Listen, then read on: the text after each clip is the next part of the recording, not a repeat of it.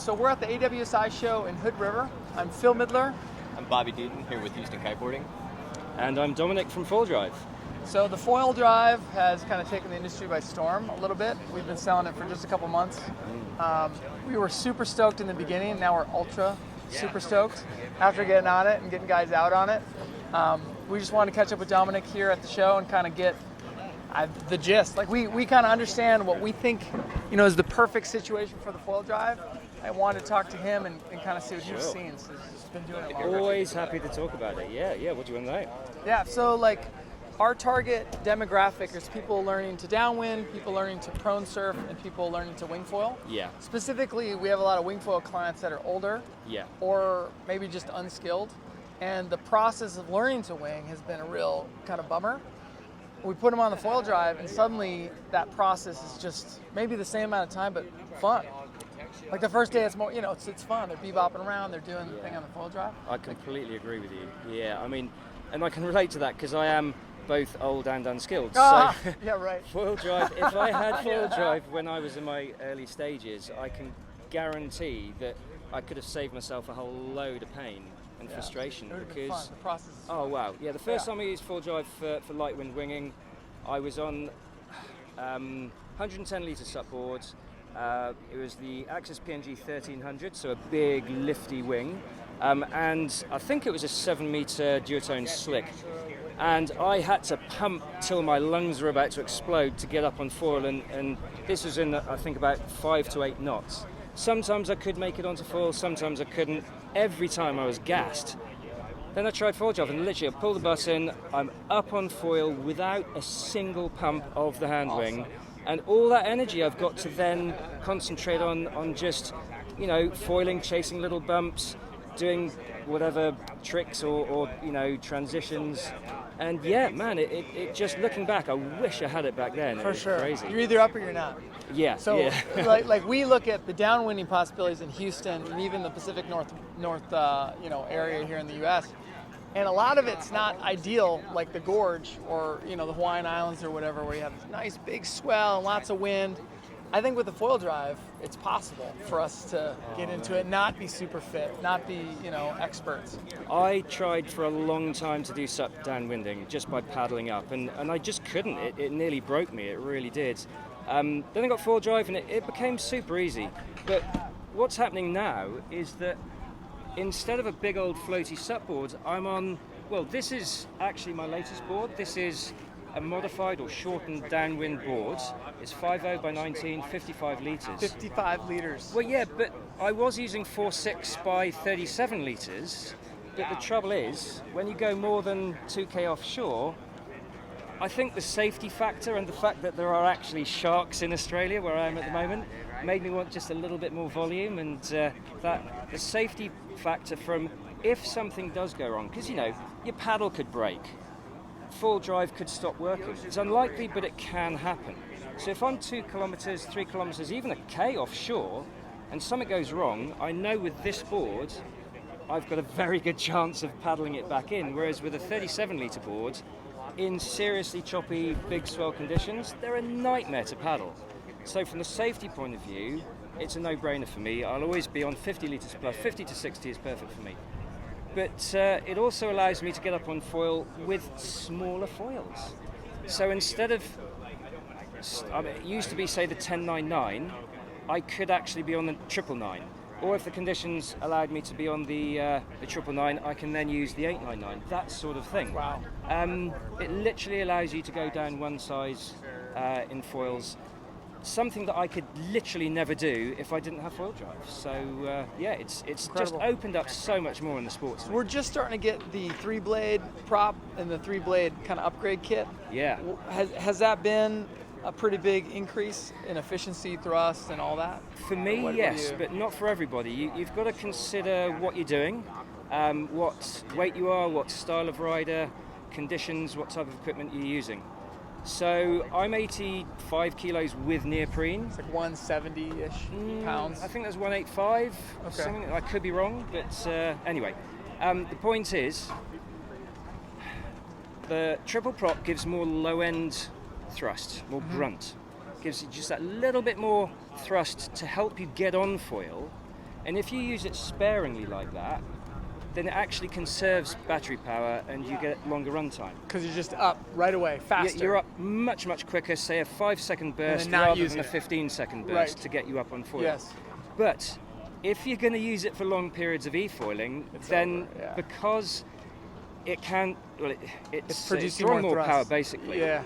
Then you're going to run your battery down quicker. Right, that makes sense. So for short bursts, it's awesome.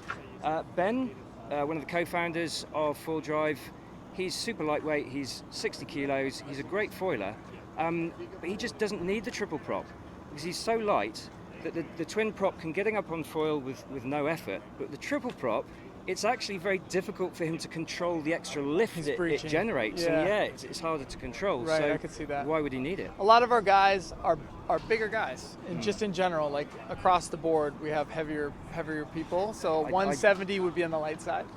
I don't do pounds. Sorry, I'm a kilos kind of guy. Like 60, 70 kilos would be light for us. Yeah, I would say sub 70. You 60 to 70. I would thought most of the time you're fine with the twin blade. If you're trying to go super small board and foil, then it might help you. Certainly 60 and below, definitely the twin blade. I cannot see the downside to it for heavier guys. Right. Okay. Guys Well, that's and gals. awesome. Yeah, and we haven't. We just got them in, so we haven't even tried them yet. Oh, you wait, man. You will love them. Well, that's what I'm thinking. Because we definitely ran into that where people would be on the twin blade, and if you didn't have some help mechanically wise, you'd kind of be stuck there. Yeah. And you kind of have to get it up. I'd love it if it was just like boom, you're up and kind of driving. Oh, it does. And also, it's so much smoother because there's 3 props. There's always at least part of a prop in the water at all times, whereas with the twin blade there's momentary bits where there's nothing, and as such it's a bit of a disrupted ride. The triple blade just makes everything smoother. And the other benefit is for people like Paul, who's 95 kilos, when he gets to about 30% power left in the battery, he finds it very difficult to get up on foil from that point. But with the triple blader he can get up all the way down to 10%. 10%, okay. Yeah. Wow. And then motor height, we're doing a lot of the Cedrus. We find that 24 centimeters is a really good fit for our riders. Yeah. But then again, I haven't tested the 18 out a whole lot. It just seems to be working. I started around about 25, 26 centimeters, and for me, for a long time, that was really good. I would advise beginners, if they buy the non-integrated mast option, so it's just the cable to the motor, to play around with motor positions for what they find best. And I suspect they'll start around the 25 centimeter mark, because that gives much more margin for error that you can move the board up and down and still have the motor in the water. But I think for me, I stayed with that height for a lot longer than most, was because where I was living and foiling at the time, very choppy water state, and I was doing a lot of motoring upwind and then turning around and riding the swell back again, motoring upwind and repeat. And because of the disturbed water state, up and down, it just meant that the prop stayed in the water it was easy to manage. Now I'm in Australia, most of the time the conditions are cleaner. I've moved it up to about 18, 20 centimeters, and I much prefer it. And I think if I went back to the choppy conditions, I'd probably stick with 18 to 20 centimeters. Most of our places like wind chops, so it's just you're constantly... Yeah, and it's a nightmare to begin with. But when you get experienced at it, like everything, it becomes a little bit more manageable. Okay, so that's like the pro level is a little higher on the Well, mast. the pro level would be 12 or 14 centimeters. Or no foil I drive. don't do that. That's like, no. No foil drive, right? You have One of anything? the foil drive crew, Jamie Wise, he rips. And he loves the slammed position, where it's slammed as close to the board as you can. Wow. You can't go closer than 12 centimeters because then it causes problems. It disturbs the water flow that's being pulled in through the props. Okay. But 12 or 14, it means he can crank those turns, and the motor hub never dips into the water. He only ever uses it to get on foil. If you have it slammed, it's very unlikely you can do... Yeah, I love that. It's very unlikely you can do the... it makes it very difficult to do the e-foiling back out, because there's so little margin for error before the props come out. But yeah, I mean, there are people... Because unexpectedly, we're getting so many really good riders using... I mean, it's not just for beginners. It's the full range. It's the e-bike of the water. It lets anybody up their Exactly. their range Yeah. of conditions or the performance. Yeah, If you could it's pump up crazy. at 8 miles an hour on a wing, now you can pump up at 5 miles an hour on a wing. Yeah, You know what I mean? yeah, It's just yeah. like, And the foils are getting so much more efficient, like the Art Pro series from Axis, the glide ridiculous. and the Yeah. apparent wind that you can still get once you're up on foil. It just For means sure. now those super light wind days are actually fun rather than just a constant struggle. yeah, for sure. You have anything, Bobby? My only main comment would be about the batteries. So it's a 12.6 watt battery operated system. How much time do I get out of that when I go out there? Battery That time. is the Yeah. perennial question, yeah. Totally depends on the rider's skill level, the rider's weight, the board, the foil, even the conditions has an impact on it. As a rough guide, when I used to sup foil, and I was using it mostly as an assist, I would try to pump as far as I could to link waves. When that failed, I would e-foil just that last little bit extra. But sometimes I was just board on the water, click 3 times for cruise control, and getting out that way. Those sessions would last an hour and a half to 2 hours. If I did no e-foiling, so in other words, when the board is on the water, only using cruise control 36% or lower to get back out, over 2 hours easy for a big battery. Oh, Yeah, seriously. Yeah, and that's my first session was 20 we're, minutes. we're not getting that. It's we have like- a long way to go. It's like I couldn't ride any foils below 1400 centimeter squares up to a certain point. Full drive came along, and now I'm using tiny little things like the Art 799 or the Art Pro 951 or the Spitfire 780. Things that I would never be able to use. Yeah. Now, don't get me wrong, the battery does not last very long when you're on a small foil because it uses so much more power because the foil has to be kept going faster. Get it up. Yeah. So if you want a long session, choose your equipment accordingly and use the foil drive in an Sparingly. efficient way. Yeah. But I'm in a lucky situation where, I can sort of go to the office and go, I'll have 4 batteries today. And, battery life isn't an issue, so I'll just go hammer and tongs on a small foil and I'll e-foil Yeah. as much as I like. And, my legs give out before the battery does. 2 So, hours on one battery. I mean, That's if I'm unbelievable. being super efficient Yeah. with a big sup board and I'm only using it as an assist. Yeah. If I'm using it for e-foiling, obviously the more I e-foil, the less the battery lasts.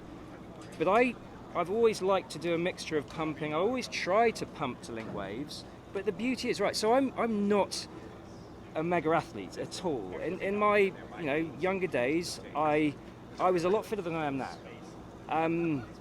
So I cannot link 5, 10, 20 waves. I just can't. Maybe 4 or 5 on the first session, and then afterwards it's 3, and then it's 2, and that's it. But with full drive, I'm up on. Well, yeah, this is it. With full drive, I can pump as much as my stick legs can handle, and then I can e-foil, and I'm literally on foil for 10, 20 minutes at a time, occasionally in gentle conditions, 30 minutes. And I'm not kidding, it's literally full drive that is keeping me on foil for that time. But it's that mixture, you've got to balance. If you just do nothing but e-foiling, then your battery doesn't last very long at all. Amazing, yeah. Exactly. Well, I appreciate it. We're totally stoked about the foil drive. I'm so We're converts. stoked that you are stoked, so we're all And, stoked. and everybody else that comes out, they're totally converted. They get on it, they have a good time, and we're That's doing awesome. it. So thanks for talking to us, My pleasure. and we'll see you out on the water. Awesome. Yeah. Sweet.